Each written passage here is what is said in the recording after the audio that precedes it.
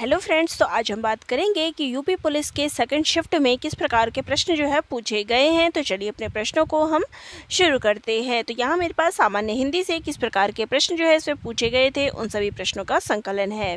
तो पहला प्रश्न है, हिंदी भाषा की कितनी विख्यात बोलियाँ हैं? 4, 10, 8 या फिर 5। तो राइट आंसर हो जाएगा ऑप्शन 8। नेक्स्ट क्वेश्चन है, हिंदी भाषा का प्रथम प्रमाणिक ग्रंथ कौन सा है? तो राइट आंसर हो जाएगा यहाँ पे पृथ्वीराज रासो।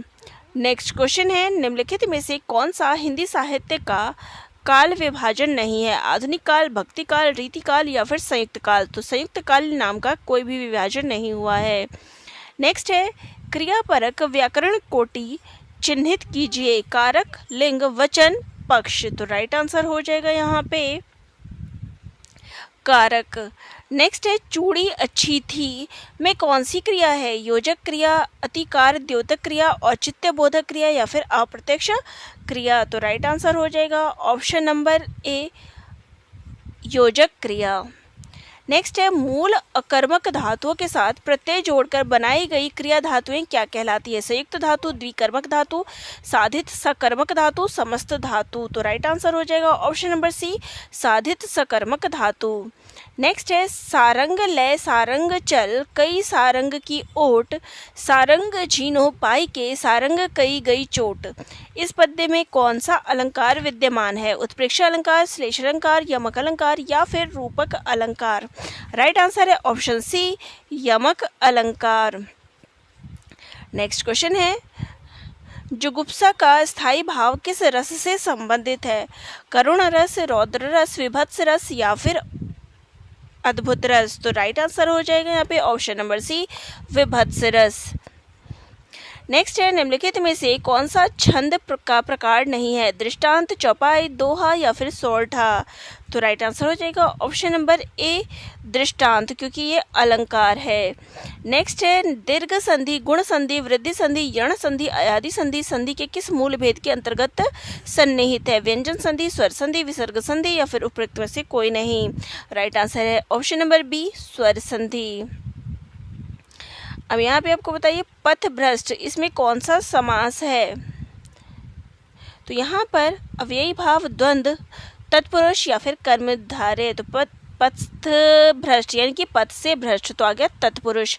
अष्टाध्यायी, बहुब्रीहि, द्विगी, द्विगु, कर्मधारय या फिर तत्पुरुष। अब अष्टाध्यायी क्या आ गया? 8 अध्यायों का समाहार। तो 8 नंबर आ रहा है, तो क्या आ गया? द्विगु।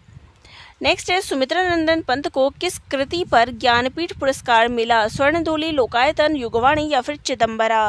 राइट आंसर है ऑप्शन डी, चिदंबरा। नेक्स्ट क्वेश्चन है,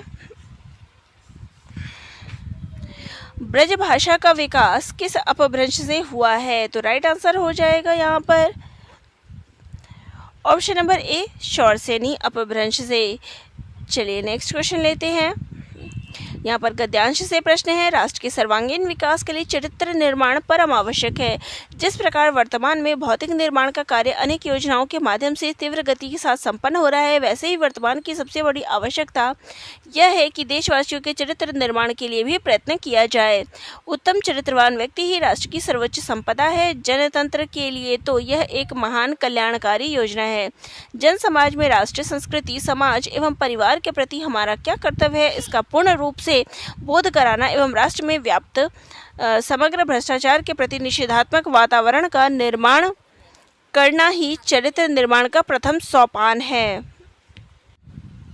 पाश्चात्य शिक्षा और संस्कृति के प्रभाव से आज हमारे मस्तिष्क में भारतीयता के प्रति हीन भावना उत्पन्न हो गई है। चरित्र निर्माण, जो कि बाल्यावस्था से ही ऋषि कुल, गुरुकुल, आचार्य कुल की शिक्षा के द्वारा प्राचीन समय से ही किया जाता था, आज के लॉर्ड मैकॉले शिक्षा पद्धति से संचालित स्कूल एवं कॉलेजों के लिए एक हास्यास्पद विषय बन गया है। आज यदि कोई पुरातन संस्कारी विद्यार्थी संध्या वादन या शिखा सूत्र रखकर भारतीय संस्कृति में जीवन बिताता है, तो अन्य छात्र उसे बुद्धू या अप्रगतिशील कहकर उसका मजाक उड़ाते हैं। आज हम अपने भारतीय आदर्शों का परित्याग करके पश्चिम के अंधानुकरण को ही प्रगति मान बैठे हैं। इसका घातक परिणाम चारित्र्य दोष के रूप में हमारे सामने दृष्टिगोचर हो रहा है। चलिए प्रश्नों को देख लेते हैं।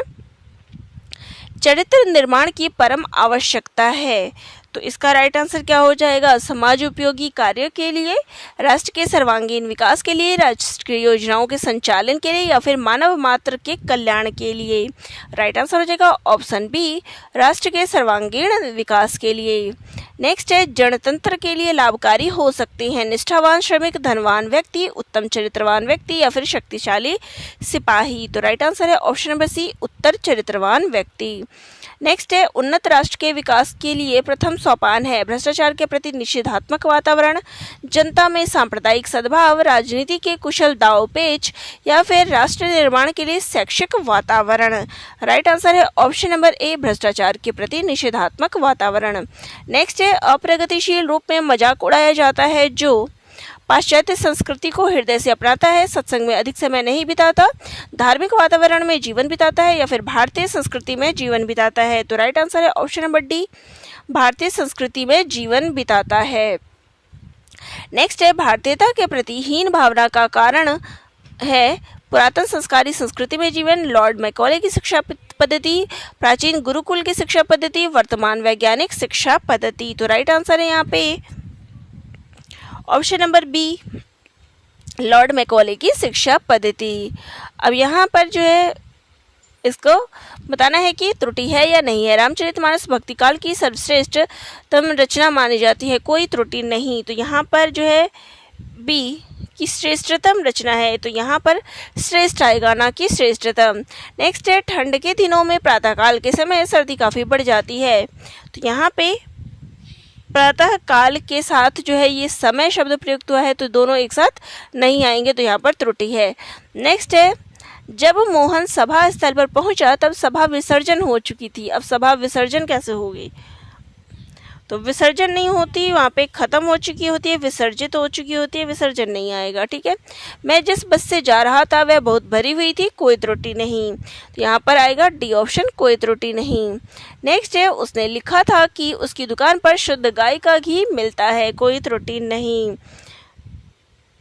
गाय, देखिए शुद्ध गाय नहीं होता, गाय का शुद्ध घी मिलेगा, शुद्ध गाय का नहीं।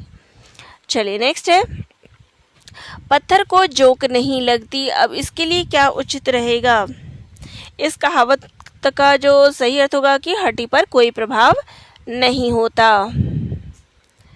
नेक्स्ट है, विहंगम दृष्टि। विहंगम दृष्टि का जो तात्पर्य होता है वो होता है सरसरी नजर। वाणी प्लस औचित्य, इसका संधि शब्द क्या होगा? वाणिज्य औचित्य। तो आ जाएगा, इसको हम करेंगे तो ए ऑप्शन सही हो जाएगा। अन्वीक्षण का क्या हो जाएगा? अनु जमा ईषण। फिर यहाँ पे शीत ऋतु का क्या हो जाएगा? शीत जमा ऋतु। ऑप्शन नंबर सी जो है यहाँ पे करेक्ट हो जाएगा। तो यहाँ पर फिर आपको तो प्रश्न है, राम सीता से सुंदर है, इस वाक्य में कौन सा कारक है? राम सीता से सुंदर है, तो यहाँ पर अपादान कारक है क्योंकि तुलना की गई है। निम्न में से कौन सा व्यंजन स्पर्श संघर्षी है? तो यहाँ पर ज जो है स्पर्श संघर्षी है। नेक्स्ट है, हिंदी की आकृति की दृष्टि से निम्नलिखित में से किस प्रकार की भाषा है? तो हिंदी जो है श्लिष्ट योगात्मक भाषा है। नेक्स्ट है, सकल और शकल का अर्थ क्या होगा? तो देखिए, सकल संपूर्ण और शकल यानी कि अंश। फिर है, ए राकेश यहाँ आओ, इस वाक्य में कौन सा कारक है? तो यहाँ पर जो है संबोधन कारक है, उसको हम बुला रहे हैं, क्या हो जाएगा? संबोधन कारक। तो चलिए, ये थी संपूर्ण प्रश्नोत्तरी जो कि आज की परीक्षा में पूछा गया है। तो आप सभी को अच्छी लगी हो तो चैनल को लाइक शेयर सब्सक्राइब कर दीजिएगा।